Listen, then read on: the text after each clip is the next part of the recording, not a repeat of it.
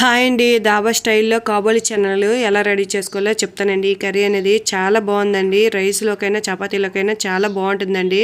మీరు కూడా ఒకసారి ఇలా ట్రై చేయండి. కుక్కర్లో శనగలు వేసుకొని కొంచెం వాటర్ సాల్ట్ వేసుకొని మనమైతే 3 విజిల్ పెట్టుకోవాలండి. 3 విజిల్ వచ్చినాక తీసి చూపిస్తున్నానండి. అదే కడాయిలో ఆయిల్ వేసుకొని ఆనియన్స్, వెల్లుల్లి, అల్లం వేసుకొని మంచిగా ఫ్రై చేసుకోవాలండి. ఇవి ఫ్రై అయినాక టమాటాలు కూడా వేసుకొని ఫ్రై చేయండి. ఇలా ఫ్రై అయితే చాలండి. మనకైతే వీటిని మిక్సీ అయితే పట్టించుకొని ఈ మసాలా అనేది పక్కన పెట్టుకోవాలండి. అదే కడాయిలో ఆయిల్ వేసుకొని జీలకర్ర, ఆనియన్స్ గట్టి వేసుకొని మంచిగా ఫ్రై చేసుకోవాలండి. ఇలా ఫ్రై అయినాక మనం మసాలా ప్రిపేర్ చేసుకున్నాం కదండి, ఆ మసాలాను వేసుకొని ఫ్రై చేయాలండి.